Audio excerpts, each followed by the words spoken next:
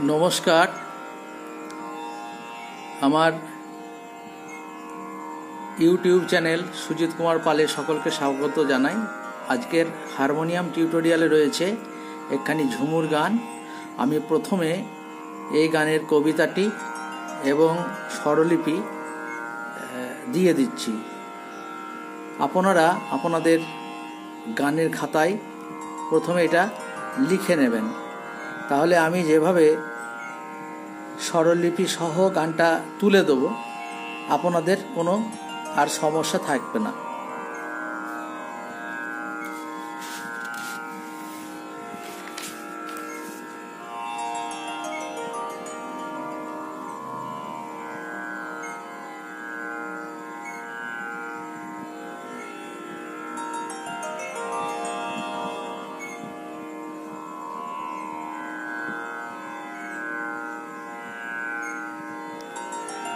গানটা খুব বড় নয়, হ্যাঁ, প্রথমে লিখে নেবেন।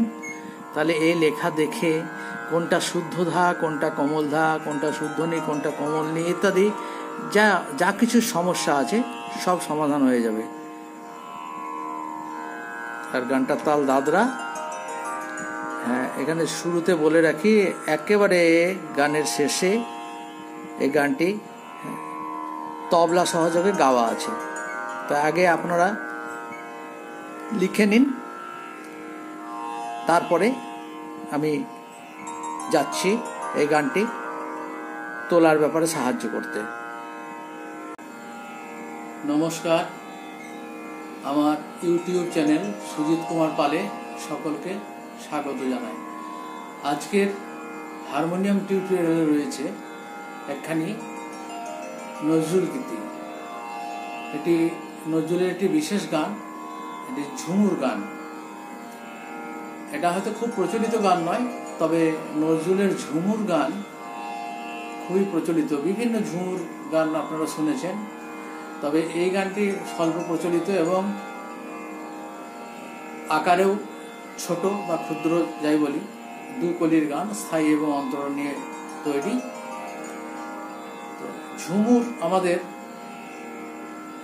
পশ্চিমবঙ্গ, ঝাড়খণ্ড এবং উড়িষ্যার একটি বিস্তীর্ণ এলাকার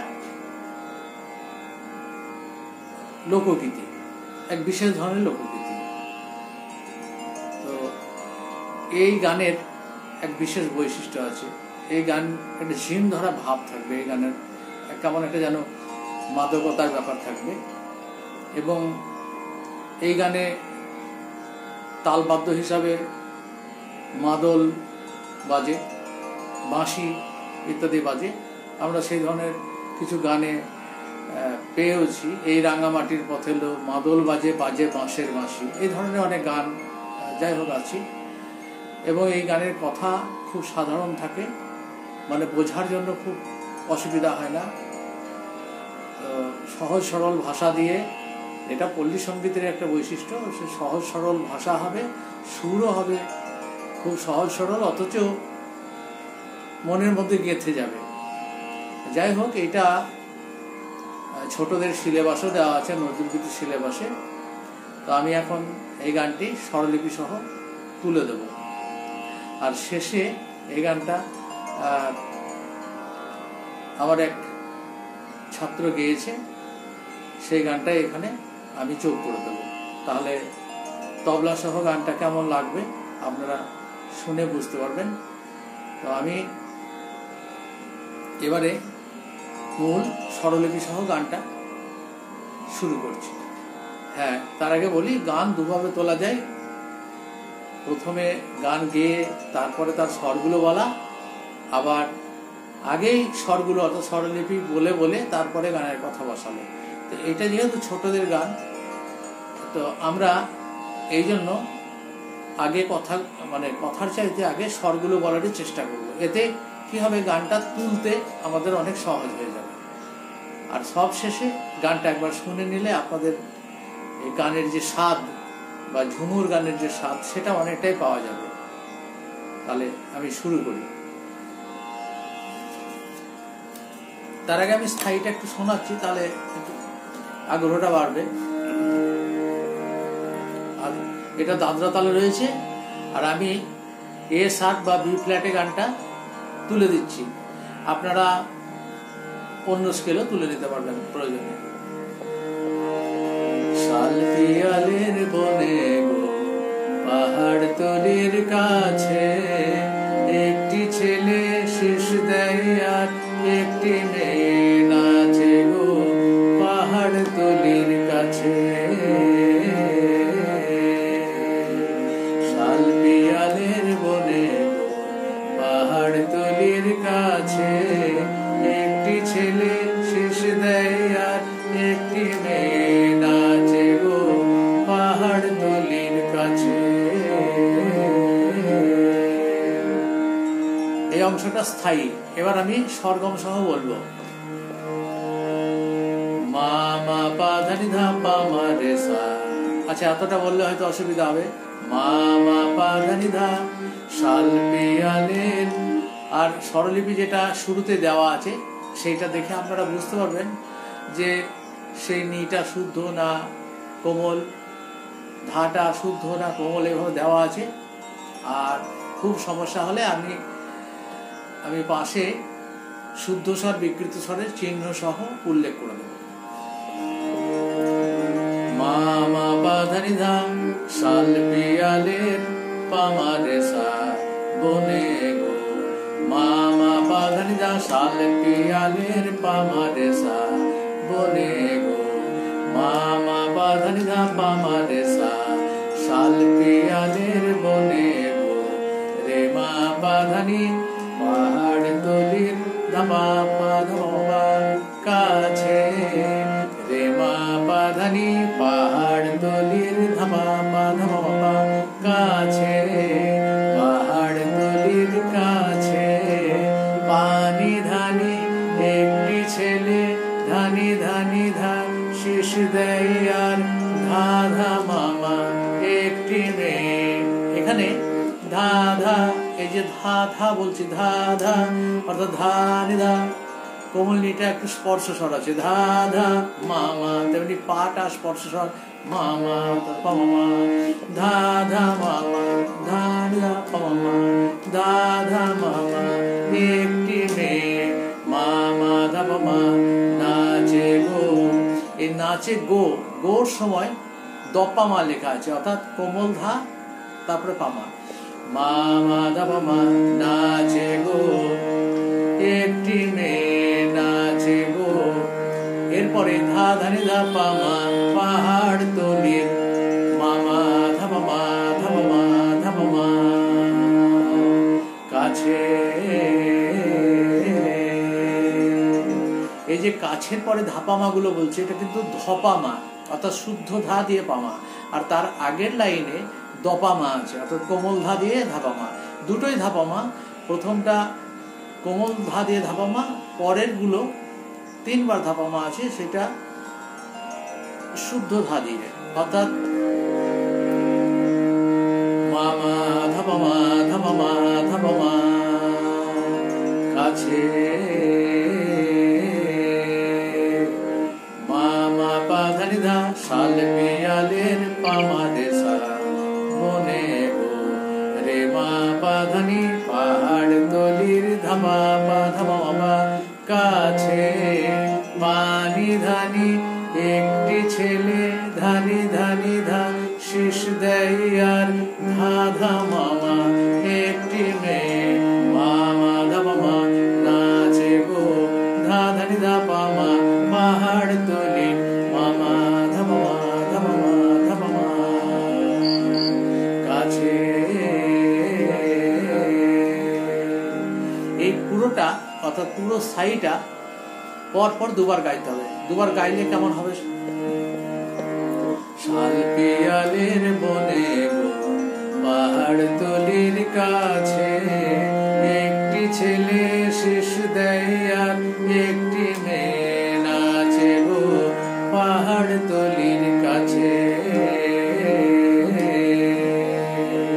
শাল পিয়ালের বনে গো পাহাড় তলির কাছে, একটি ছেলে শীষ দেয় আর একটি মেয়ে নাচে গো পাহাড়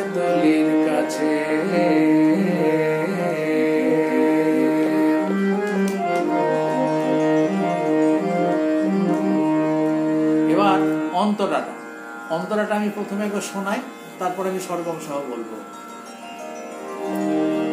সেই ছেলেটির বুনো স্বভাব ভারী, বাঁশের সাথে বর্ষা ধনুক ধারী। সেই ছেলেটির বুনো স্বভাব ভারী, বাঁশের সাথে বর্ষা ধনুক ধারী। সেই মেয়েটি দোলনা বেঁধে দুলে মহুল গাছে, সেই মেয়েটি দোলনা বেঁধে দুলে মহুল গাছে। শাল পিয়ালের বনে পাহাড় তলির কাছে, একটি ছেলে শেষ দেয় আর একটি মেয়ে নাচে গো পাহাড় তলির কাছে। এবার আমি অন্তরে যাচ্ছি। ধা সা সা সা, সেই ছেলেটির রে রে রে সাদা পা, বুনো স্বভাব পা পা মধা ভারী। সেই ছেলেটির বুনো স্বভাব ভারী। ধা সা সা সা সা, সেই ছেলেটির রে রে রে সাদা পা, বুনো স্বভাব পা পা মধা ভারী। ধা ধানি ধা মামা, বাঁশির সাথে সামা সামা ধা মামা, বর্ষা ধনুক মামা ধারী, বর্ষা ধনুক ধারী। সামা সামা ধা মামা মামা। সেই ছেলেটির বুনো স্বভাব ভারী, বাঁশির সাথে বর্ষা ধনুক ধারী। পা পা পা পা মা, সেই মেয়েটি দোলনা বেঁধে পা ধা পা পা ধা, পা ধা পা পা ধা, পা ধা পা পা ধা। সেই মেয়েটি দোলনা বেঁধে সা সা মা দুলে মহুল মাসা গাছে। সেই মেয়েটি দোলনা বেঁধে দুলে মহুল গাছে। এখানে বলি সেই শেষেতে যেটা, সেই মেয়েটি দোলনা বেঁধে দুলে মহুল গাছে, এটা স্বরলিপিতে কিন্তু একবারই গাইবার নির্দেশ দেওয়া আছে, কিন্তু এটা দুবার গাইলে একটু ভালো শোনায়। যদি কেউ মনে করেন একবারই গাইবেন, আর তার আগের যেমন নিয়ম আছে, অর্থাৎ দ্বিতীয় বন্ধনীর মধ্যের অংশটা পরপর দুবার গাইতে হয়, ঠিক ওই নিয়মে গাইবেন। আমিও সেইভাবেই গেয়েছি।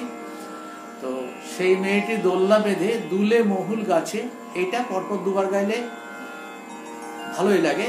আর গানটাও খুব ছোট, আর সবচাইতে বড় ব্যাপার হচ্ছে এটা নজরুল গীতি, যার জন্য আমাদের কিছু অল্প স্বল্প হলেও স্বাধীনতা আছে। মানে স্বাধীনতা মানে কিন্তু আবার স্বেচ্ছাচার নয়, যা খুশি তাই করবো এটা নয়, এইটুকু করা যেতেই পারে। হ্যাঁ, কোনো কোনো শিল্পী করেওছেন। যাই হোক, এবার আরেকবার অন্তরাটা শোনায়। সেই ছেলেটির বুনো স্বভাব ভারী, বাঁশির সাথে বর্ষা ধনুক ধারী। সেই ছেলেটির বুনো স্বভাব ভারী, বাঁশির সাথে বর্ষা ধনুক ধারী। সেই মেয়েটি দোলনা বেঁধে দুলে মহুল গাছে, সেই মেয়েটি দোলনা বেঁধে দুলে মহুল গাছে।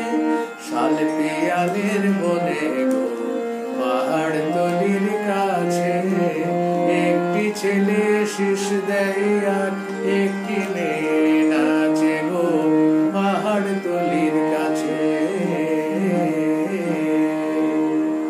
আর একেবারে শেষে শাল পিয়ালের বনে গো থেকে একেবারে স্থায়ীর শেষ লাইন পর্যন্ত পরপর দুবার গাওয়ার পরেও আরো যদি দুবার শুধু পাহাড়তলির কাছে গাইতে গাইতে শেষ করা যায় এবং সাউন্ডটা ক্রমশ কম হবে, তাতে কি হয়, আসলে ঝুমুর গানের সঙ্গে ঝুমুর নাচ বা ঝুমুর নৃত্য হয়ে থাকে।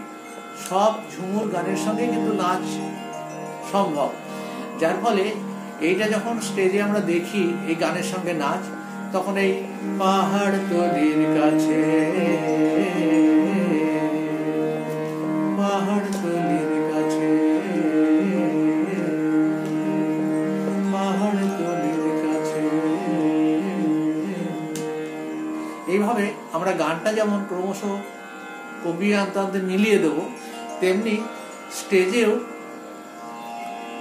মানে যে বা যারা নাচটা করছেন তারাও কিন্তু আস্তে আস্তে এদিক ওদিক ভাগ হয়ে বা একদিকেই স্টেজ থেকে আস্তে আস্তে আস্তে আস্তে তারাও মিলিয়ে যাবে।